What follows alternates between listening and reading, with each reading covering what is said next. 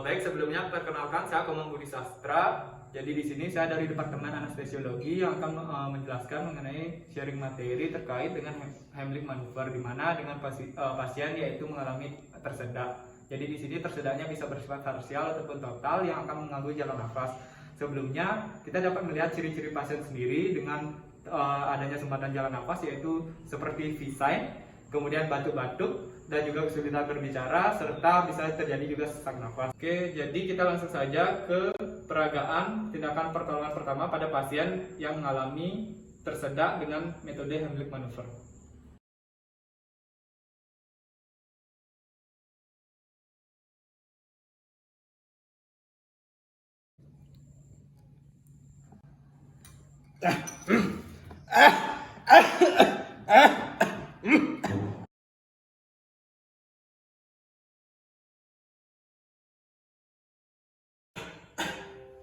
Permisi Bapak, sebelumnya perkenalkan saya Dr. Budi dari bagian anestesiologi. Bapak apakah mengalami tersedak?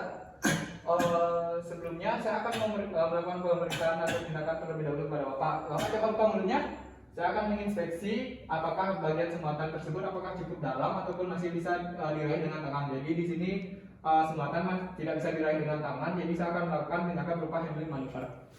Di mana di sini saya akan posisikan diri di belakang pasien dan pasien saya minta untuk membuka kaki sebesar lebar bahu. Kemudian saya akan memasukkan salah satu kaki saya untuk sebagai tumpuan di belakang di antara kaki pasien. Jadi Bapak silakan luruskan tangannya. Luruskan tangannya Pak. Boleh diluruskan sedikit menuju ke bagian depan. Saya akan meningkatkan kedua tangan saya. Salah satunya tangan bagian kanan saya akan sebagai tumpuan di bagian lebih bawah, yaitu di antara umbilical dan posisi sacroiliac. Dan tangan satunya saya akan melingkari dan juga memfiksasi tangan yang kanan.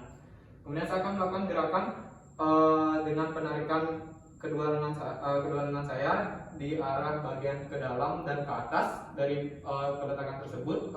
Bapak sedikit menunduk lagi Bapak. Kemudian kita tarik sekitar 3-5 kali.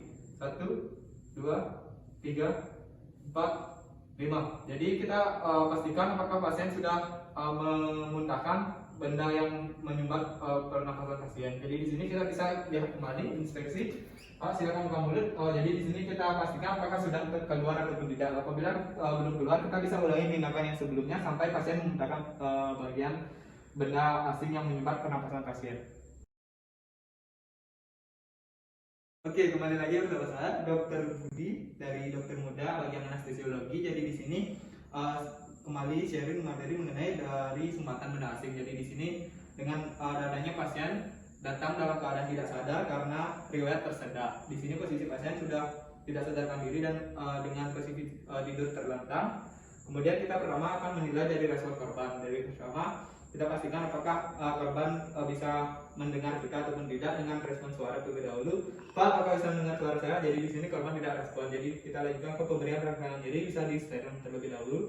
Baik, di sini juga korban tidak respon. Jadi kita lanjutkan ke pemeriksaan airway-nya. Di sini kita bisa melakukan pemeriksaan dengan head tilt chin lift untuk memastikan apakah ada penurunan di dalam saluran nafas.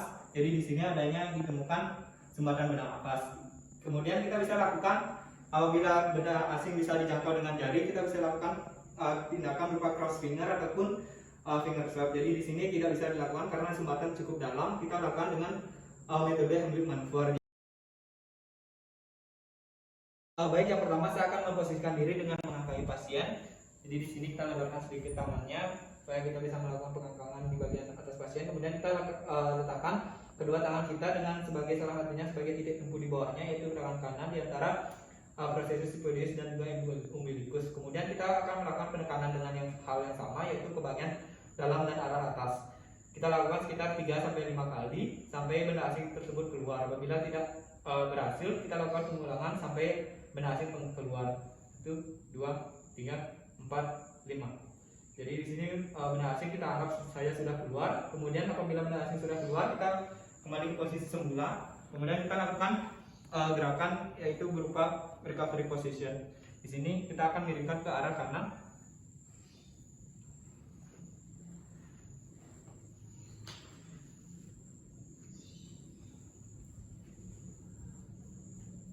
Jadi tujuan recovery position ini adalah untuk mencegah terjadinya aspirasi dan juga memastikan jalan nafas terbuka lebar dan juga benda asing bisa keluar. Jadi tindakan pengeluaran benda asing sudah selesai. Kita bisa tunggu sampai pasien sadar kembali.